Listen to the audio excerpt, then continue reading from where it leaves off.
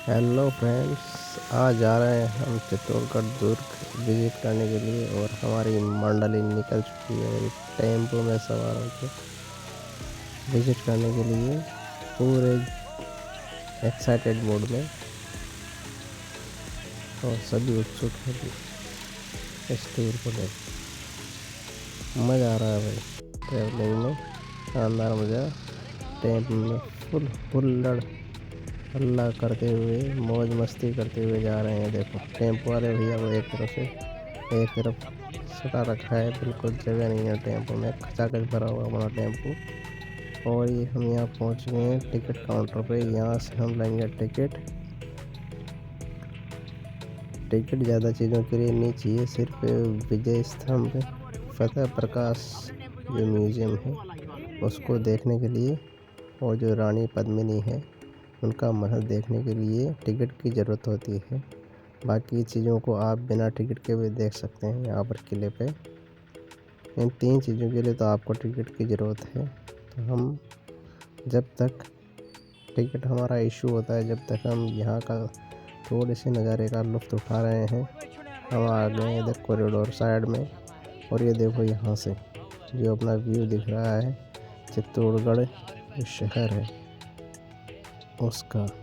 यहाँ से पहाड़ी से देखो धुंध छाई हुई है, और यहाँ से जो आबादी क्षेत्र है, मकान है, वो इस तरह से कितनी गहराई में, कितनी नीचे है, कितना ऊंचा है ये किला। बहुत ऊंचा किला है ये, एशिया का सबसे बड़ा किला, the largest fort of Asia.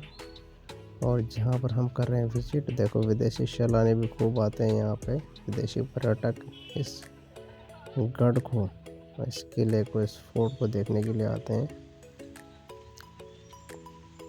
तो हमारी जो टीम है उन्होंने टिकट इशू करा लिया और हम बढ़ गए आगे टेम्पो में सवार होकर, और सारे 7 दरवाज़ों को पार करते हुए हम बढ़ रहे हैं आगे। और सामने हमें नज़र आ रहा है फतेह प्रकाश म्यूज़ियम।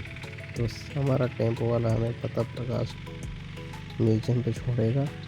तो ये हम पहुंच गए भाई फतेह प्रकाश म्यूज़ियम, लगभग पहुंचने वाले हैं। ये उसकी बिल्डिंग है फतेह प्रकाश म्यूज़ियम की, जो गवर्नमेंट म्यूज़ियम है। सबसे पहले हम विज़िट करेंगे इस म्यूज़ियम को। तो हम मेन गेट की तरफ जा रहे हैं म्यूज़ियम के, और टेम्पो वाले भैया ने पहुंचा दिया अभी हमें सही सलामत यहाँ पे। हम और हमारा टेम्पो रुका और अपने बटालियन निकल चुकी है टेम्पो से बाहर। और हम सबसे पहले इसकी बाहरी खूबसूरती को निहार रहे हैं।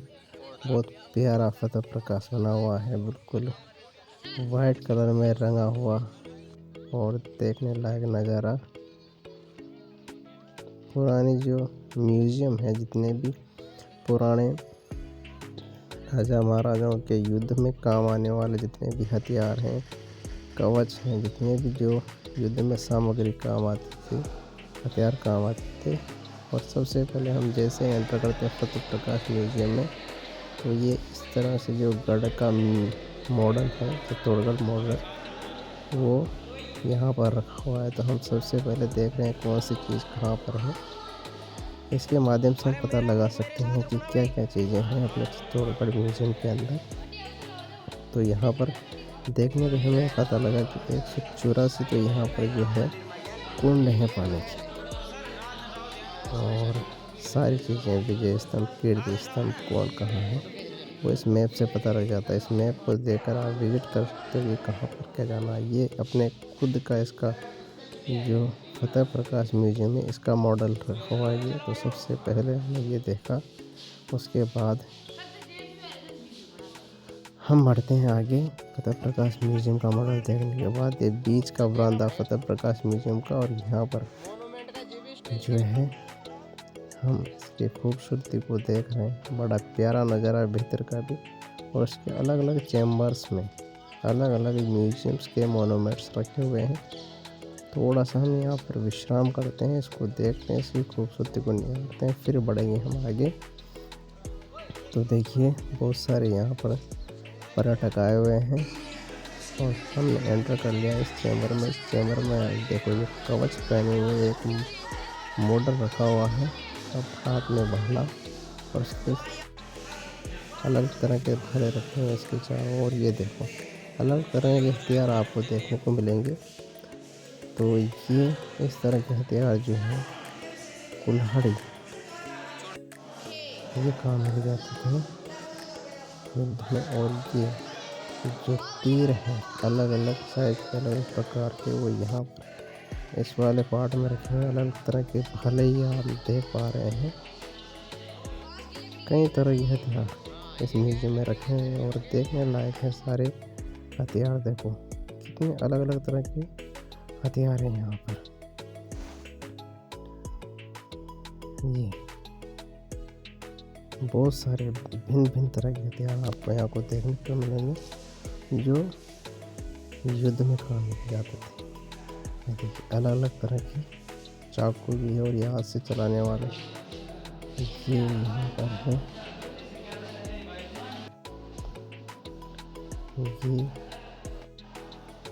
ये अलग अलग तरह की तलवारें, ये ढाल और ढाल के साथ अलग अलग तरह की तलवारें जो युद्ध में काम में ली जाती थी।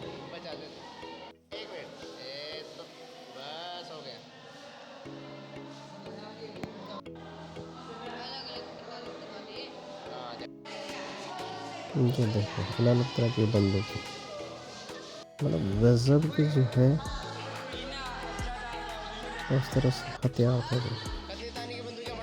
बहुत एडवांस हथियार भी आपको देखने को मिलेंगे। ये बंदूक के आगे लगाने वाली नाल, यहाँ पर ये बंदूक अलग तरह की बहुत प्रकार की बंदूक है। और ये पुतला है, पुतले के माध्यम से पूरी पोशाक पहनाकर इसको हाथ में हथियार लगाकर मॉन्यूमेंट्स के हिसाब से रखा गया है कि इस तरह से वहाँ के सैनिक जो है इस तरह का पहनावा और इस तरह हथियार पकड़ के और फिर युद्ध में जाते थे या फिर यहाँ पर जो है महल की रखवाली करते थे।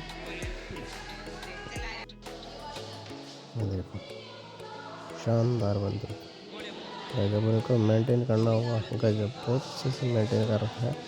यहाँ पर ये बारूद रखने के जो है अलग अलग तरह के इक्विपमेंट्स हैं। ये देखो रिवॉल्वर उस समय की, राजा महाराजा के समय की। आगे चलते हैं, ये हाथ में फंसा कर जो है चाकू के जैसे इस्तेमाल करने वाले हथियार हैं।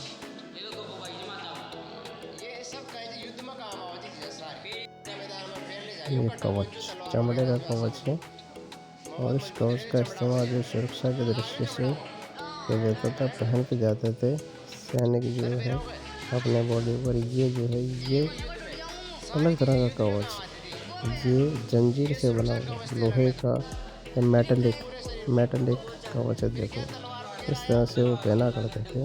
पूरा मॉडल यहाँ पर दिखाया गया है किस तरह से कवच पहनते थे जो भी युद्ध में जाते थे राजा महाराजा। ऐसे पूरी तरह से कवर होकर जाते थे, सुरक्षा का ध्यान रखते थे। और ये यहाँ पर सिर की सेफ्टी के लिए रखा जाने वाला कवच, ये भी सिर के लिए रखा जाता है।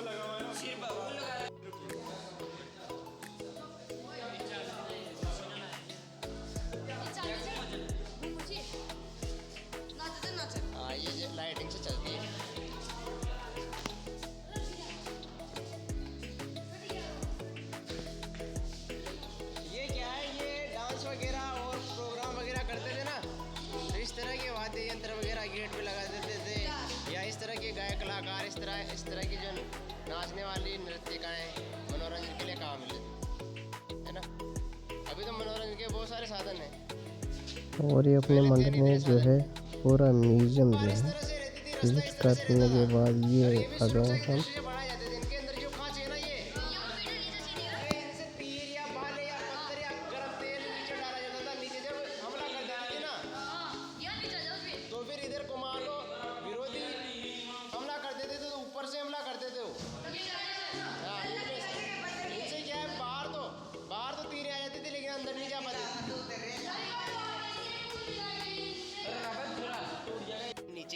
म्यूजियम को हमने बहुत अच्छे से एंजॉय किया और अब हम आ गए हैं बाहर। बाहर का नज़ारा इस तरह से है। घोड़े पे फ़ोटो शूटिंग की जा रही है। अलग अलग तरह से घोड़े पे आप फ़ोटो शूट कर सकते हो। घोड़े पे आप घोड़े का जो स्टंट है जंप करने वाला, उसके साथ भी शूट कर सकते हो। और उसके बाद हम बढ़ चुके हैं आगे, और ये यहाँ पर हम जा रहे हैं एक पुराने जैन मंदिर में। 11वीं शताब्दी का जैन मंदिर है, उसको देखने जा रहे हैं। बहुत प्यारे नक्काशी इस मंदिर की भी। ज़्यादातर मूर्तियाँ जो है आक्रमणकारियों ने खंडित कर दी है। और पर्यटक पूरी तरह से और हम भी पूरा एंजॉय कर रहे हैं इस पुरातात्विक मंदिर को। बहुत प्यारी कलाकृति है, बहुत प्यारी प्यारी नक्काशी, प्यारी प्यारी मूर्तियाँ जो इस मंदिर पर बनी हुई है, जो देखने लायक है। उनको देखकर लगता है कि उस समय की कारीगरी बहुत ही एडवांस थी। बिना किसी मशीन के, बिना किसी यंत्र के इतना प्यारा जो है मुजस्समा उन्होंने तैयार किया। बहुत ही टैलेंटेड जो है उस समय के आर्किटेक्ट रहे होंगे, जिन्होंने इतने शानदार इमारत को तराश कर बनाया। हर एक चीज़ देखने लायक, मन मोह लेती। आप नज़रें नहीं हटा सकते हो उस जगह से। देखते रह जाते हैं कि इस तरह की नक्काशी या इस तरह की कलाकृति किस तरह से उस समय बनाई होगी। कितनी मेहनत, कितना समय और कितना टैलेंट लगा होगा इसमें। देखो, एक चीज़ बयां कर रही है उस समय की मेहनत को, उस समय के टैलेंट को, उस समय की इंटेलिजेंसी को। चले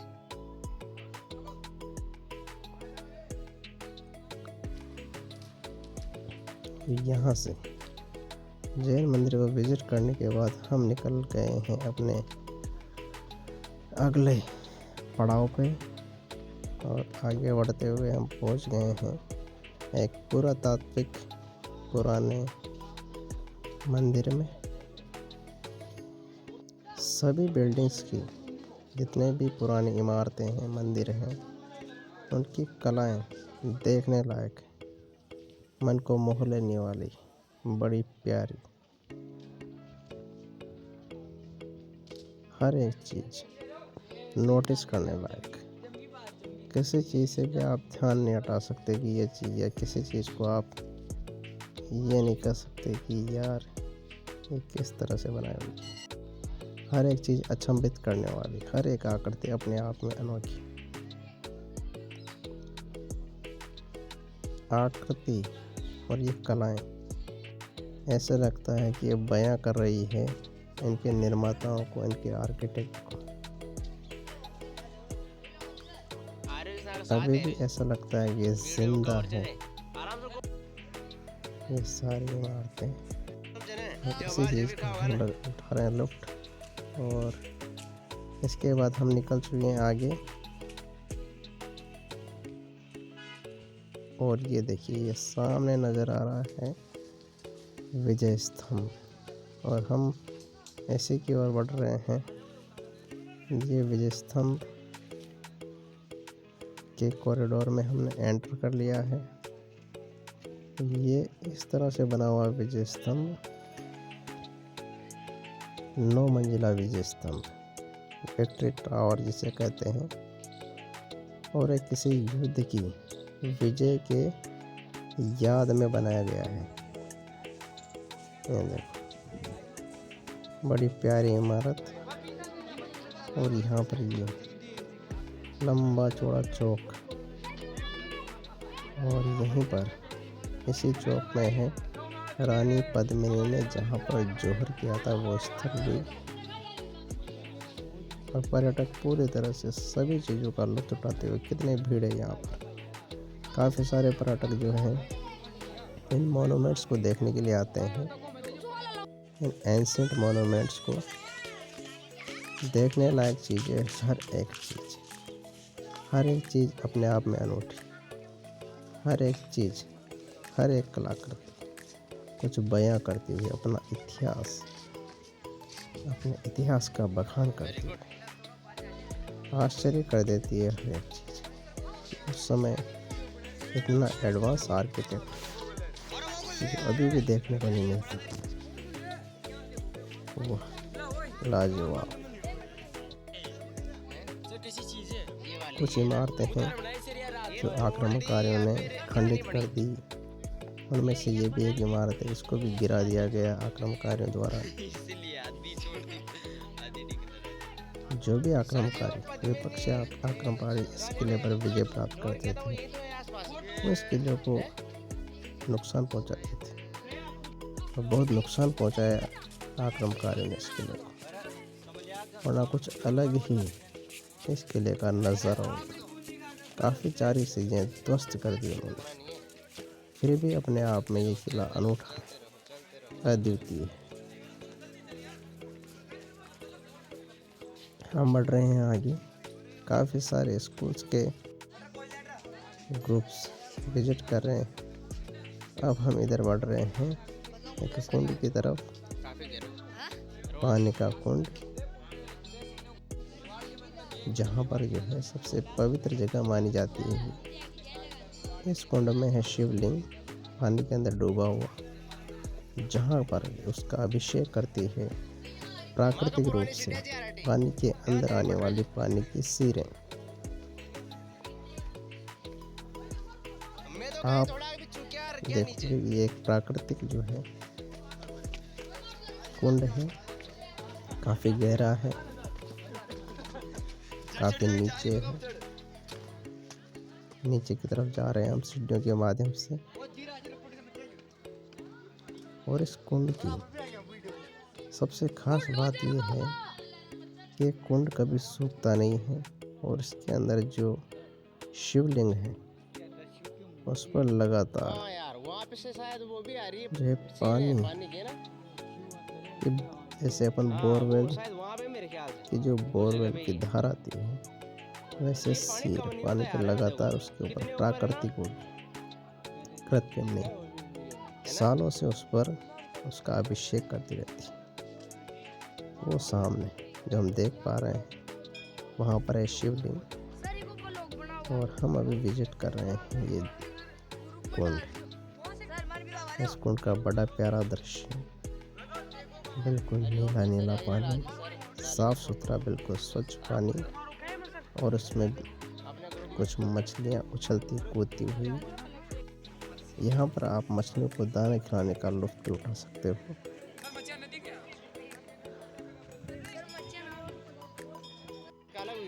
वो वहाँ पर शिवलिंग की जो आप चाहो तो वहाँ विजिट कर सकते हो, वहाँ पर शिवलिंग के दर्शन कर सकते हो।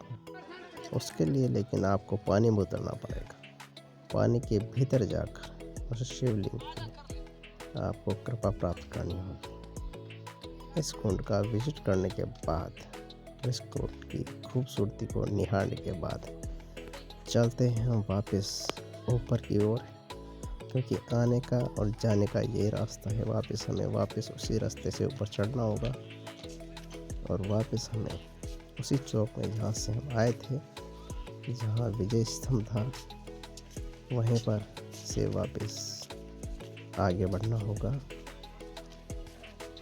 काफ़ी सारे, एक मंदिर है यहाँ पर, शिव मंदिर, सबसे पवित्र मंदिर माना जाता है यहाँ का, इस गढ़ का। तो शिव मंदिर का दर्शन करने के बाद हम बढ़ गए हैं आगे,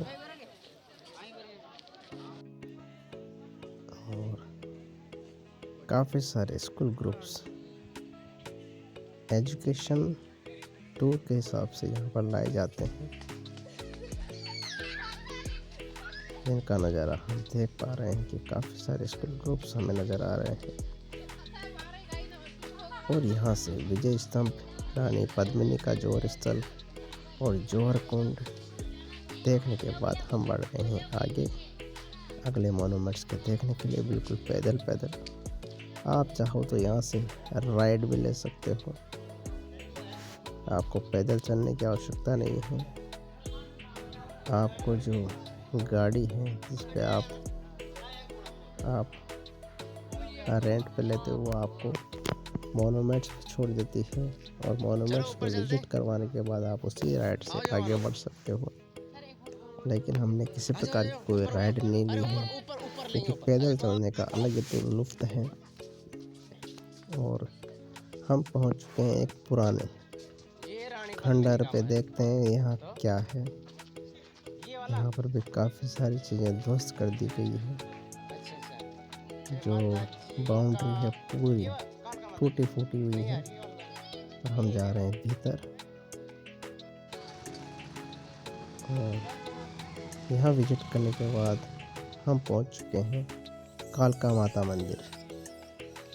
सूर्य मंदिर है ये यहाँ का, कालका माता मंदिर। कालका माता मंदिर इस चित्तौड़गढ़ का सूर्य मंदिर है। हम यहाँ पर दर्शन करेंगे कालिका माता जी का, और उनकी कृपा और आशीर्वाद लेंगे, और फिर उसके बाद बढ़ेंगे आगे। ये यहाँ का प्राचीन कालिका माता मंदिर, पुरातात्विक मंदिर। इसकी शोभा भी देखने लायक है, काफ़ी खूबसूरत मंदिर है। काफ़ी खूबसूरत प्रतिमा है माता जी की, कालिका माता जी की। और उसके बाद हम बढ़ गए हैं आगे। हम पहुंच गए हैं रानी पद्मिनी के महल में, जहाँ रानी पद्मिनी रहा करती थी, आया करती थी घूमने के लिए। और यहीं पर अलाउद्दीन खिलजी ने रानी पद्मिनी का पानी में प्रतिबिंब देखा था, और उसी के कारण अलाउद्दीन की रानी पद्मिनी को प्राप्त करने की जिज्ञासा जागृत हो गई थी, और उसने चित्तौड़गढ़ दुर्ग पर आक्रमण किया था। तो यहाँ पर रानी पद्मिनी के इस स्थल को देखने के बाद हमारा जो है पूरा चित्तौड़गढ़ फोर्ट विजिट कंप्लीट होता है।